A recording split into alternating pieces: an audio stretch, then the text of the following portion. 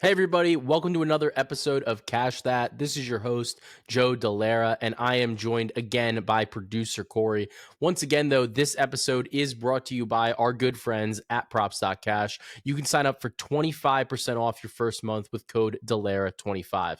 Props.cash is an absolutely instrumental tool to my betting process. They have the charts, they have the actual line, where the line has moved on a particular player's prop. They even have their own set of projections for you to bounce your thoughts off of and kind of keep some tabs on, am I a little bit too high on this? Is this spot a little hairy? Is there a reason why this line is so low? So those are all tools that are included in your package of props.cash. Get it right now while the NFL playoffs are still going on, while we have the NBA, college basketball as well, and of course the NHL. So you got to get some puck in there too. Plenty of sports, plenty of access, and you can get that for 25% off your first month with code Delara25. Producer Corey, how we doing? I mean, it is a big RIP day for the NFC East. Before we get into the NBA schedule, I've got one bet that I have to get out there for you guys, but we have to bury the Eagles and the Cowboys right now as Giant fans, Sorry, I'm out of breath. I was dancing on graves all weekend into Monday. I'm winded. Well, hey, insert that. What was it? Like the one where the guys like carrying the funeral thing, the coffin. Oh yeah, we need that. Yeah, bring that fucking meme back. Just a beautiful, beautiful weekend of football. The Dallas Cowboys are still the Dallas Cowboys. Dak Prescott still sucks. You can go back to episodes of even a former podcast where those words come out of my mouth and they ring true today. The Eagles are just banged up, but that feels great. Yeah, I'm basically like, I can see the future.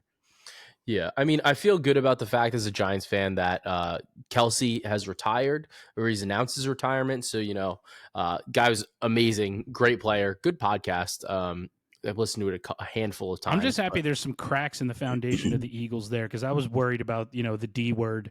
Yeah, none of they that. were looking so good for a while that I was like, oh shit! I was like, oh man, this is a tough one. Are we gonna ever have like breathing room here? I know, but it looks like things are looking up. We have some obvious room for improvement on our side, but it seems much less daunting knowing that both the Eagles and especially the Cowboys are fallible. Yeah, I mean, I think it's one of those spots where it's kind of set up a surprising rest of the playoffs, at least in the NFC, with Dallas getting upset, the Eagles getting upset, and it should be fun throughout the rest of the playoffs. But the one bet that I wanted to get over to you guys is I was looking at it myself. I was like, this is going to be disgusting, and then I saw that our good friend Brandon Anderson is on it as well. But I'm taking the Green Bay Packers plus 10 in this spot. Look, I'm using a lot of the stats that Brandon's got because he's the guy for this. He's the guy for NFL. I want to be able to give out an NFL pick for you guys to take. I know that that's something that you guys are often looking for. So you got to follow him. But look, the Packers offense has been awesome. They're number 2 in offensive DVOA since week 9. So Jordan Love's looked amazing. So I know my buddies, AJ and John, they've got their PSA. They're like PSA 9 Jordan Love silver auto prism card. So if anybody wants that, you hit them up, right in the comments. Somebody will take a look for that, and then we can make a deal happen, but we'll take a finder's fee. But with that, look, the 49ers defense, it's been a little bit beatable. The Packers have been able to get enough time for Jordan Love. So I think if they have that, they should be able to score. They might be able to hang with the San Francisco 49ers here. Plus 10 is a lot of points. San Francisco, they've got that day. They've got the week off. They haven't really played like a super tough game since the Ravens on Christmas Eve or Christmas night rather, and they got smoked. So this is a big test for them, I think. And I think that plus 10 after coming off such a big win against the Dallas Cowboys, it's a good spot to back Green Bay at plus 10. Corey, what do you have any thoughts on who's going to win the Super Bowl right now, or like what do you think our matchups are going to be, or what are we thinking? Yeah, I do.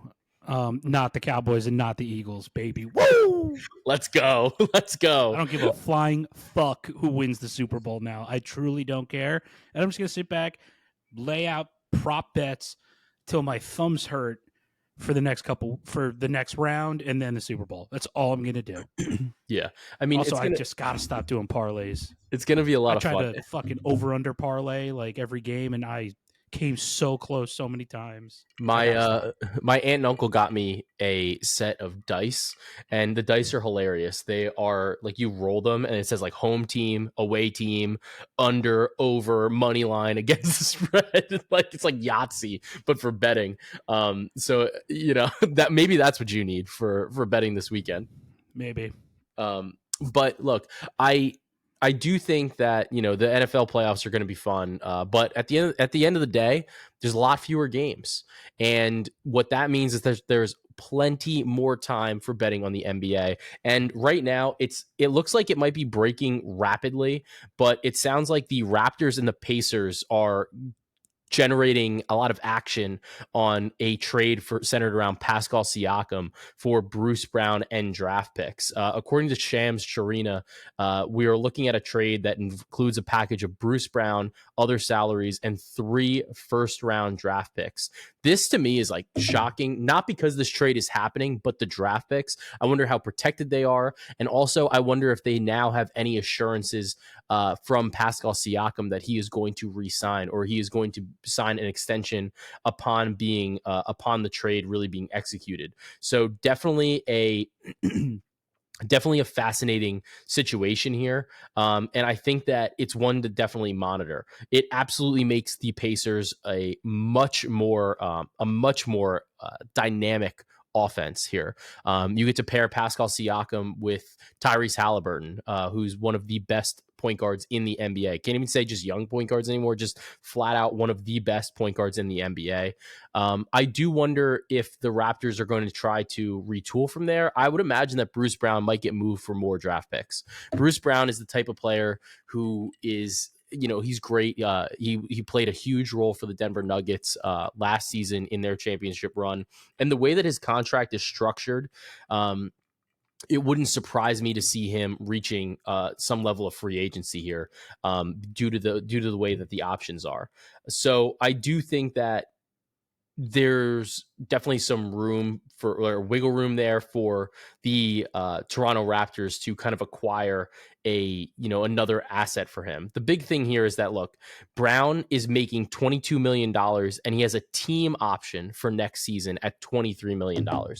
Bruce Brown is not necessarily a $23 million player. Maybe the way that the cap is, sure, but I think that the way this contract becomes valuable is if he's moved to a team that could use him immediately this season, potentially use the contract next year in a trade, and try to find some value there. It wouldn't surprise me to see Bruce Brown being rerouted to another team relatively rapidly, given the fact that Toronto. Trading Siakam to me seems like a move where you are resetting. I know that having a lineup of Emmanuel Quickly, Scotty Barnes, RJ Barrett, potentially Bruce Brown, is interesting, right? But I think that Bruce Brown makes much more sense as a new asset, trying to get either another young player. Not that Bruce Brown's particularly old, but I do think that there's another move that's going to be on the market there. Bruce Brown, I know a lot of teams don't want to go above the second apron next season, but this year would be a good move I think it's a good opportunity to be able to include Bruce Brown in a trade. There's a lot of teams that have contracts that could be similarly situated. It's a super valuable contract because it could potentially come off your books next year. Or if you want to opt in, it's one that you can keep. So I know the Knicks had been meeting with Bruce Brown. There were a list of teams that had met with Bruce Brown. The Knicks were one of them. And some of the conversations about that were like, well, would you move Fournier and Grimes for Bruce Brown, and maybe kind of structure it that way? So definitely curious to see exactly how this goes. But I wouldn't be surprised by another move. What I think for the Indiana Pacers, I think that our bets look a lot better on them for their over on their win total to move forward in the Eastern Conference. I think that it makes them a little bit more of a legit contender. You have a guy who is playoff tested. You have a guy who can create for himself. He can create for others. And that should dramatically help this offense and make it a little bit less of a load on Tyrese Halliburton. And I think that it's going to create a dynamic pick and roll partner for Tyrese to work with, considering that they both are versatile players. I also think that Siakam's spacing will work out pretty well with Miles Turner. So I'm definitely excited to see how this iteration of the Indiana Pacers turns out, especially if this deal can go down.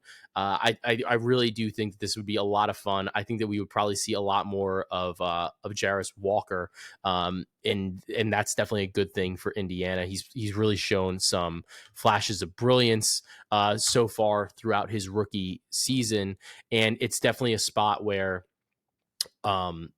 Indiana did not want to move him for Siakam.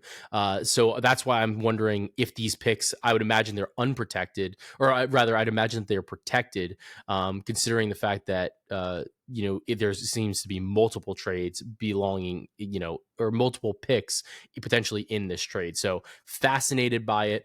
I do think, though, that it's very notable when we look at the NBA schedule, right, coming up.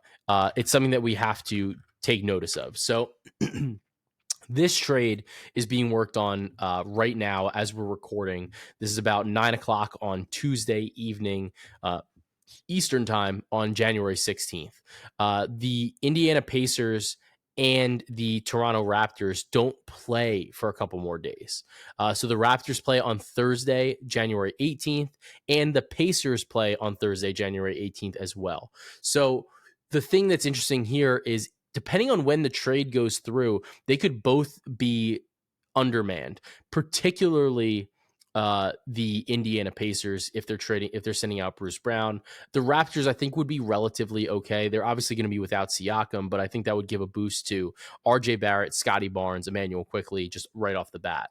But for Indiana, potentially not having Bruce Brown is an interesting pivot, especially without Tyrese Halliburton. It probably means a couple more minutes for Nembhard. It probably means a couple more minutes for TJ McConnell. Maybe they'll finally actually play a little bit more of Benedict Mathurin, but honestly, I'm not totally sure, given the fact that he seems to be stuck in this like 22 minute rotation, even without Halliburton.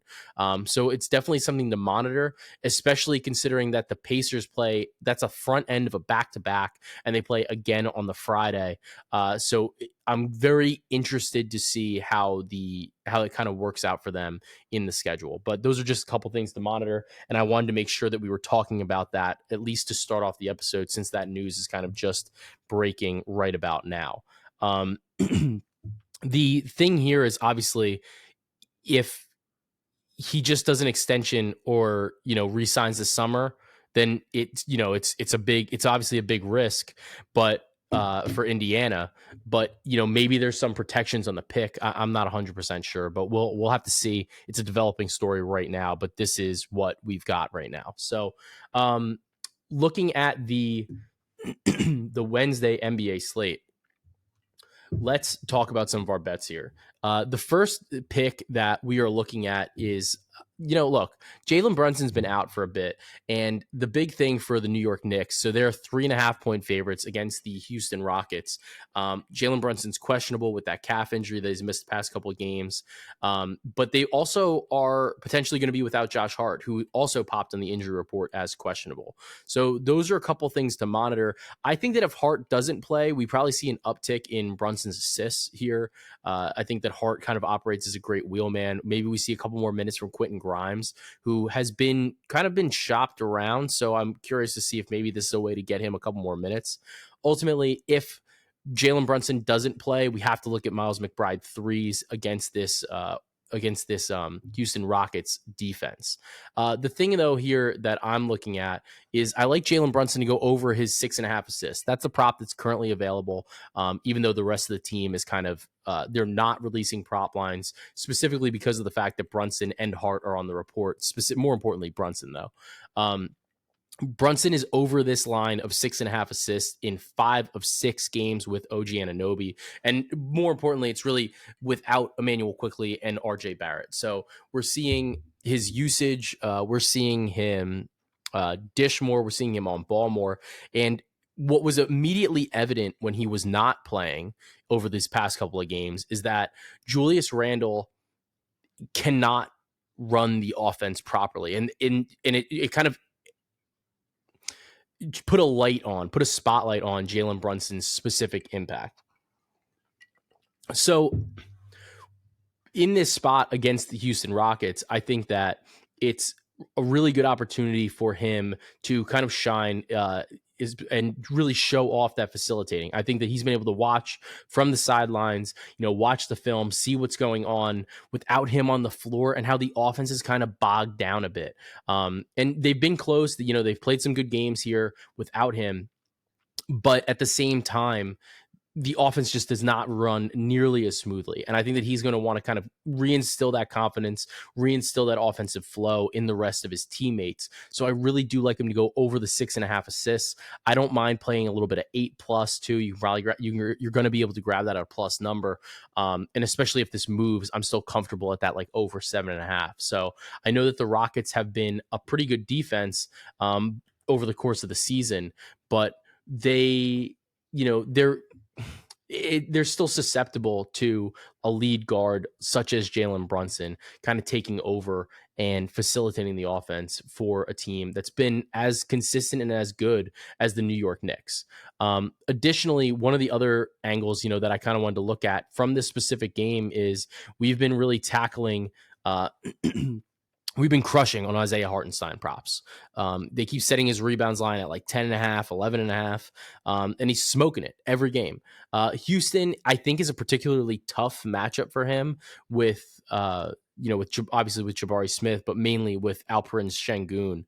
I think that's a very tough matchup for him. I think that stylistically, they kind of play I don't want to call them similar games, but I think that physically they match up pretty well with each other. So I do think this is a tougher matchup for him.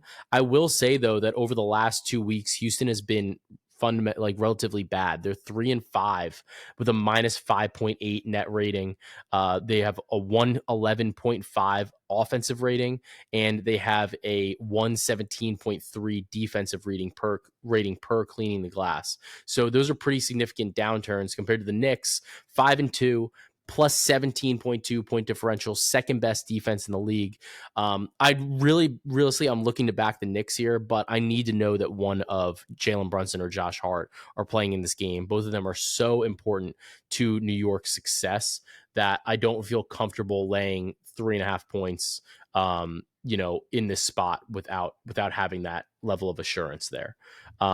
So that's exactly the way that I'm looking in that game. So I'm looking at the Knicks. I'm looking at Brunson over his assists. I'm looking at McBride threes if Brunson doesn't play. And I'm looking at what was I saying? And I'm looking at Isaiah Hartenstein rebounds a little bit loosely, but it's really going to depend on where exactly the line is. So fascinating matchup. Excited for it. The next play and the next game that I'm looking at the Atlanta Hawks versus the Orlando Magic. And the play in particular that I'm looking at, and this is disgusting. This is absolutely disgusting. This is not one of those bets that you're going to see this and you're going to vomit. You're going to hear it. You're going to be disgusted by it. It just is what it is. But Trae Young over 2.5 rebounds. I have him closer to 3.5, honestly. And that's generally where his line has been over the course of the season. He's averaging 3.1 rebounds per game. I know that this matchup against Orlando is tough. And it's not a matchup that you would particularly think is like a good one for grabbing rebounds with, some of their guards. They've got, obviously they have Cole Anthony, they have Jalen Suggs, they have great rebounding guys like Paolo. Wendell Carter Jr. has been playing on and off. They are missing Franz Wagner though. They are missing Gary Harris. And given some of that, right, I think that it presents an interesting opportunity for Trae Young. The line, in my opinion, is just a little bit low, and they've actually given up rebounds to guards. We've seen over the past couple of weeks, Miles McBride went over his total. Shea went over his. Carson Wallace went over his. Mike Conley went over his. Trae even had 4 in their previous matchup on January 7th. His line was at 3.5, and he had 4. So I know that it's a little bit disgusting, but at the same time, it's still a good spot. I think the line is just a touch too low at the 2.5, even though we're getting this at a juice number. Part of what my thought is for why, for why this kind of happened.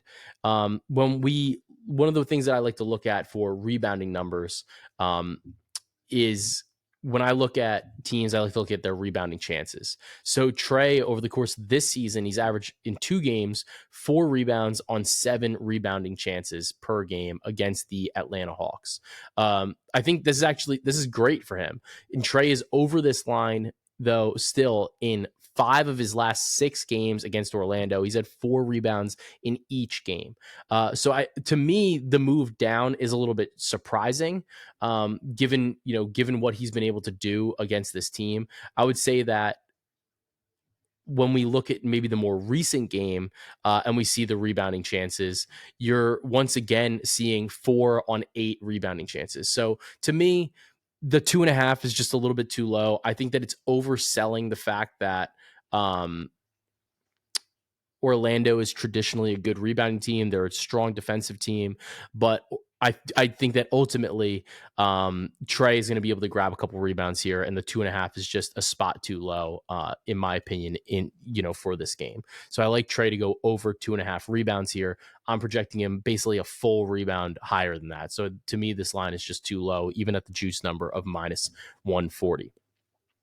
One of the other players that I've talked about in the other games that, I'm curious to see is the Utah Jazz versus the Golden State Warriors. Look, Draymond Green is back. I got to tell you, the Warriors they just have not been a good basketball team this season. Over the course of the season, the Warriors are, they're barely in the playoffs, or they're not even in the playoffs right now. They're 18-22. They have the 18th ranked adjusted net rating. The offense is okay, 117.4, but the defensive rating is the adjusted defensive rating is 117.4 as well. So we're kind of seeing some decimals at play here, but that's ranked 23rd in the NBA. I know they've missed Draymond Green a lot this season, and those minutes are, the minutes without him, and the minutes, Curry definitely plays better with him. But when we look at what Golden State is doing, they do seem like a team that's like a little washed, honestly. And you hate to say it, but when you look at what their players are doing on court, Steph Curry continues to have a negative point differential over the course of the season, -2.7. Draymond Green, -6.2. Klay Thompson, -6.4. Kevon Looney, -5.4. Andrew Wiggins, -14.2. The players that have been good are their bench players. Chris Paul, +10.5. Gary Payton II, so he's not even playing right now, but +9.1. Jackson Davis, +6.8. And our good guy, Brandon Podziemski, +6.4. Saric, +2.7. Kuminga, +2. So when we look at the Golden State Warriors, the starters are just not getting the job done.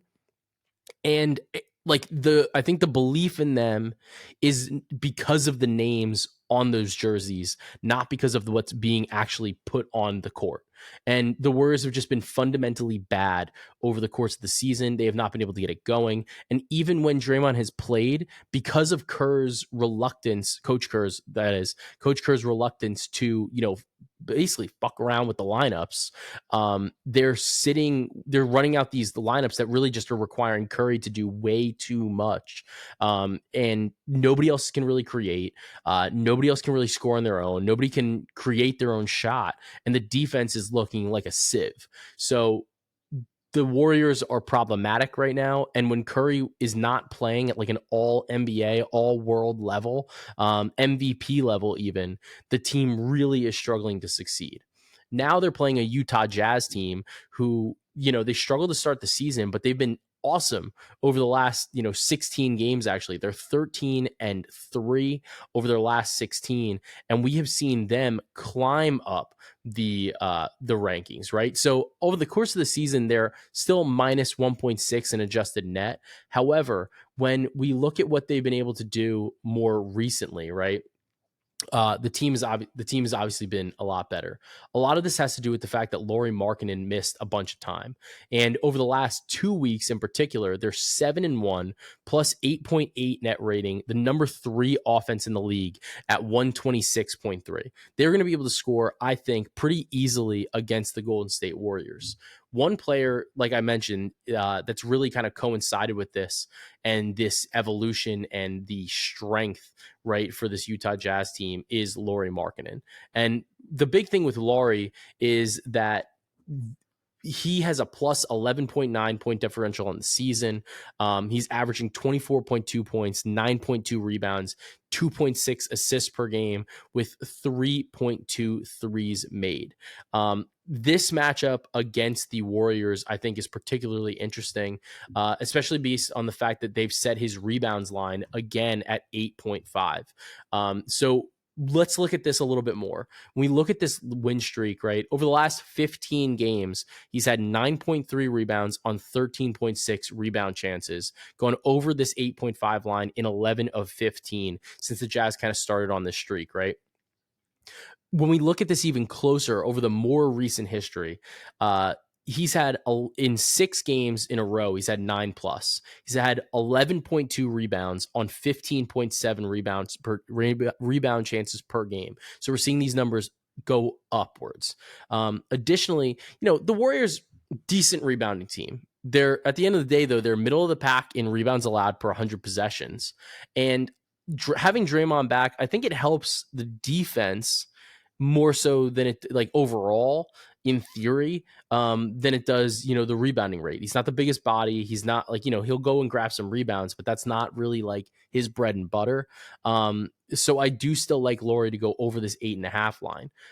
Additionally, when we look at the spot, right, it's a pretty good opportunity for him, given the fact that the Warriors, they still play at the 13th fastest pace in the league. The Jazz play at the 10th fastest. Should be a relatively up-tempo game. So I think we should see more opportunities here for both of these teams to kind of capture some additional rebounds, especially because when we look at Utah, they kind of bring up the pace, not so much from their offense, but from their defense. And their defense is the 3rd shortest defensive possession length.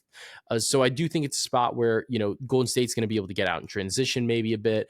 And, maybe we'll see a couple faster possessions here where Lauri can kind of go over and grab these rebounds here. So I do like him to go over the 8.5 in this spot. I'm projecting him closer to like 9.5. So I think we have a little bit more clearance here. I don't mind betting the double again, like we did the other day, to kind of reduce some of the juice here. Additionally, I think that, even though Draymond's back, I think the Jazz minus 4.5 still seems like a pretty good bet. It's an interesting spot. I think that it's normally one of those spots where you'd say like, oh man, like we're going to lay with Utah against the Warriors. But look, the Warriors, they just dropped a game to the Memphis Grizzlies. And I know that you can talk about bounce back. You can talk about the spot, you can talk about whatever. To me, that it's showing more of a signal that they're washed, like they're cooked right now, than anything else. And I'm very concerned for the Golden State Warriors moving forward. The last game that I want to talk about is the Milwaukee Bucks versus the Cleveland Cavaliers. The Bucks won this matchup earlier in the season, 119-111, back on December 29th. So about a month ago, not even, right? The thing about this game that happened before was crazy. Look, Darius Garland, Evan Mobley, both are going to be missing this game still. They missed that game then. The biggest change is that the Bucks really have nobody on the injury report. Jay Crowder has been declared that he's going to play. Crowder had played some meaningful minutes for the Milwaukee Bucks prior to, missing the last 2 due to having to get like an abdominal surgery. And when we look at what he was doing, he was playing about 28 minutes a game in the 8 full games that he played, averaging like 9 points or so a game. I think he's going to provide an immediate boost for this team, not only from the offensive perspective, because the Bucks don't need too much more offensive help, but from like a toughness and tenacity perspective. He's another big body on the wing that you can kind of throw at some guys, and he should be rested. Kind of provides just another boost, right? The big thing here is that the Bucks have been extremely susceptible to point guard play on opposing point guards, opposing lead guards. And they allowed, when these teams played previously, they allowed Donovan Mitchell to score 34 points against them. The thing that's interesting, though, when we look at what Donovan Mitchell's shot profile was in that game, he was 14 for 23 from the field, 2 for 10 from three. And the Cavs overall really, really struggled from 3-point range in that game. 6 for 43. I'll do the math. That's 14% for you. Atrocious. Absolutely atrocious. The one thing that was fascinating when we look at this game, right? The Bucks got to the free throw line at will. They outscored the Cleveland Cavaliers 25-7 from the free throw line. They out rebounded Cleveland, but they had 17 turnovers compared to Cleveland just having 8. So it's definitely, that's kind of where this game wound up playing out. The Bucks made 12 threes on 29 attempts compared to the Cavs 6 for 43. And then they just crushed them from the free throw line as well. And, they only won 119-111, but I think from a game plan perspective, right, that this is kind of what Milwaukee's able to do. They can kind of defend you on the 3-point line itself, but they do struggle. They kind of are allowing you to get into that mid-range jumper. So that's a shot that Mitchell can take, obviously, very well.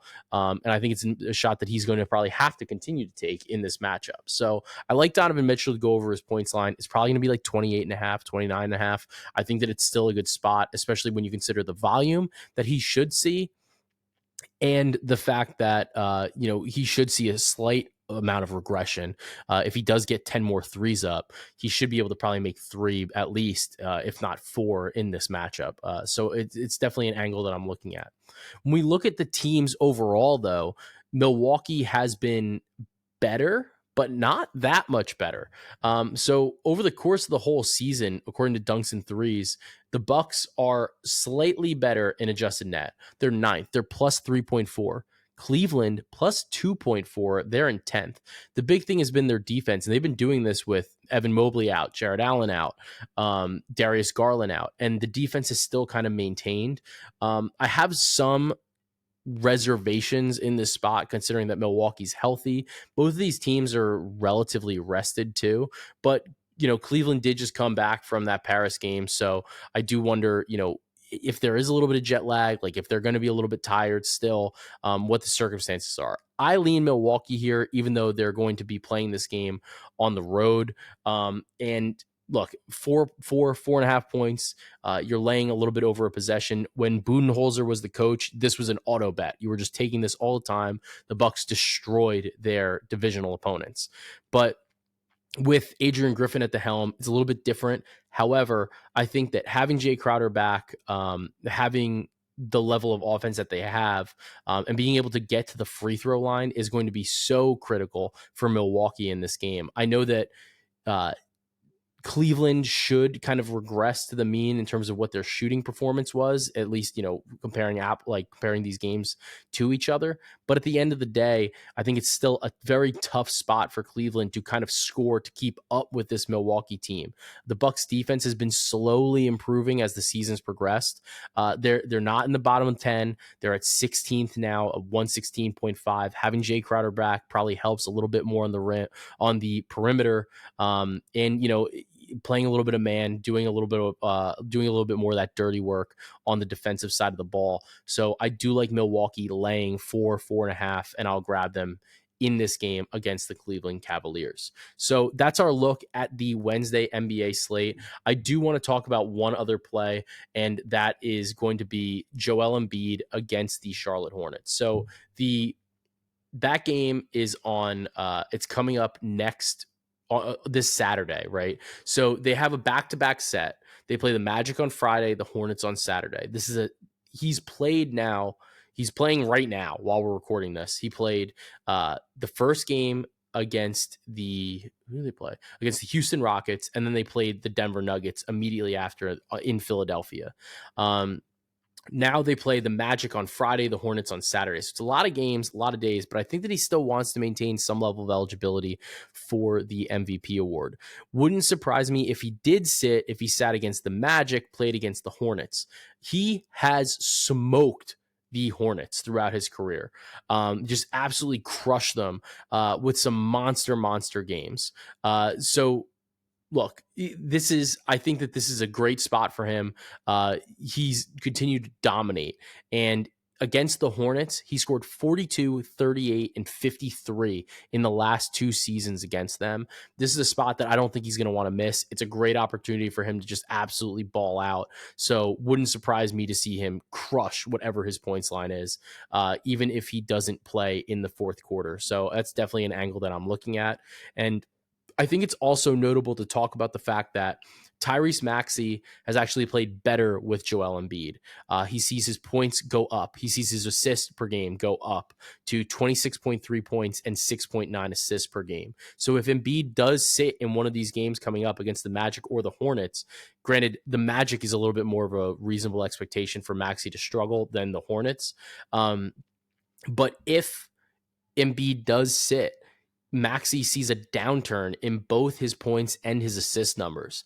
While we look at a guy like Tobias Harris and we see him have a significant uptick when he plays without Joel Embiid. I think a lot of that has to do with the fact that the defense is so focused on Tyrese Maxey that they're able to stop him a little bit better. Plus, he has a pretty good pick and roll game, 2-man game with Joel Embiid to kind of get on some of those extra assists there. So those are two of the angles that I'm looking at. If Embiid does sit, I'll probably be looking at it to Tobias Harris, maybe a points over, or points and assists over. He's averaging 21.8 points, 6.3 rebounds, 3.7 assists per game, compared to 16.6 points, 6.1 rebounds, and 2.9 assists per game with Joel Embiid. So those are a couple of the things that I'm looking at there for the upcoming week and a couple of the different angles. And that should take you to next week. And it takes us to our time where we ask producer Corey how he's doing today. I'm itchy as fuck. What happened? What'd you eat? I've been scratching like a crack addict out here. No, I got allergy shots today. You still got to get those? I get real itchy. Yep. How long have you been having allergy shots? Started in June. So a while. So you started as an adult. Yeah. Do they help? We'll find out. So far I feel no different. Can you take like Zysol? What's your drug of choice? Are you an Allegra guy? It's Allegra. Yeah. That's Allegra D in the months of spring. Allegra doesn't do anything for me. Doesn't do anything for me, honestly. Claritin used to be the best, and then they made it over the counter, and it sucks. They nerfed it. Yeah, when it dissolved in your tongue, you knew it was working. I was like, this thing's great. And like whatever they did, that was just such an elite form of medication too, like the dissolvable tab. So easy, so quick. I don't know why nothing else is like that. You would think there's something to it. Yeah, I don't know. It was fucking awesome. What do you think? So wait, are you getting? You don't have allergies now though. It's the winter. No, I have to get them. It's an immunity thing to try to make myself more immune to these things. And so far, I'm still just itching like crazy. So no change here. Well, I hope it works out for you. Fucking science. What do you got for us for Pods and Recs today? All right. So last night, I thought I knew what I wanted for dinner while I was at a restaurant. My recommendation is to always listen to the specials. Oh. I had a game plan and had to pivot immediately. They had this ridiculous salmon dish that came with shrimp, capers, olives, a potato croquette. Fire. So you may have made up your mind when you sit down at the table, but always consider the specials. What do you think about the specials? Like, do you think that they're doing the special because they want to test something out? Like the chef wants to do something, or is it that they're trying to get rid of some food that might go bad? All of the above. That salmon was probably about to turn, but I got my hands on it before it did, and I was loving it. That's the thing. That's always my concern. But I mean, it obviously has to still be like good. Yeah, don't worry. Like they're pushing it because they know it's going to turn. It's still good. Yeah. If it wasn't, they would put the fish in a stew. Don't eat that. Don't eat stew. Don't eat a fish stew special. No, that sounds like a problem for a million reasons. That's dicey. Don't do that. Yeah, no, I'm out on that. I I do like a good special though. I love like the thing that drives me nuts, and like I'm not that I'm like a stickler on the pricing. I hate seeing things on the menu that say market price. Not that it's not like an I can't afford it thing. Yeah. It's an like I just don't want. I hate that because like sometimes like I'm looking for bang for your buck, and like if you see like a steak that's market price or something like that, I'm like, well, like what the fuck does that mean? I Like what can't did you? imagine there's that much fluctuation in the steak market price. You can Yeah, write it down. like just put Fish, it I on the menu. understand. I think it's just a way to charge like Steak, $30 more than they should. yeah, they can be like, oh, we need like X amount to make our nut this week. Guess what the market price of the steak is now?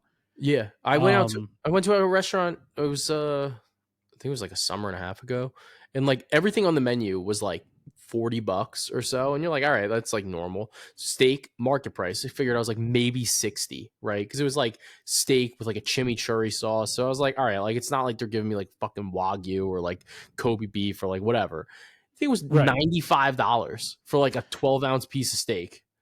Ouch. And I was like, I'm still hungry. Like, That's not good. was not happy with that. Was not happy with that. Yeah, beware of market price, but definitely pay attention to the specials. But also, they could run you up to like $60 because they're not going to tell you how much the special costs. Yeah. And it's tacky to ask. So you kind But of just got to go with it. If but it I think sounds like that's you need okay. it, get it. I think that's okay Yeah. though. Like cuz if the special I do think you get more bang for your buck. Like I think Oh, that for you sure. get like a better I think you get a better like entree or Larger like portion. yeah. Cuz they're like we got to move this. So like here you go. Yeah. It's usually like made to order and they're pushing as much of it as they can out the door. Yeah, So it's great. if you're there at the end of the night and there's a lot of fucking fish laying around, you're gonna have a big old dish. You're gonna get a lot of food. You're gonna get a lot of food. Yeah. Let's see. My recommendation is a couple of things. Number one, I've gotten so much snow lately. Did you get snow? I got snow, like a ton of snow again. Like 3 inches. We have more ice problems here. Yeah, I think we got like 6 inches, honestly. Congrats. Some people would say these are the same, but you know, it's what it is. So look, I cannot recommend salting enough. Like you need to salt, like season your driveway. Like, you know, like if Gordon Ramsay was there and like he was telling you to like, Before, you know, during, and after. yeah, like you got to keep salting. And it has made my life. It's honestly my wife is the one that wanted to do this. She was like, you need to keep salt. I was like, why do we have to keep salting? I was like, we just salt like twice, before and after. But she's like a major proponent of the midday shovel, like the mid snow shovel. And it's honestly Me too. it's made things so much easier. Like it's great. So you don't Yeah, strain man. your Back when we back. used to actually get snow, Yeah.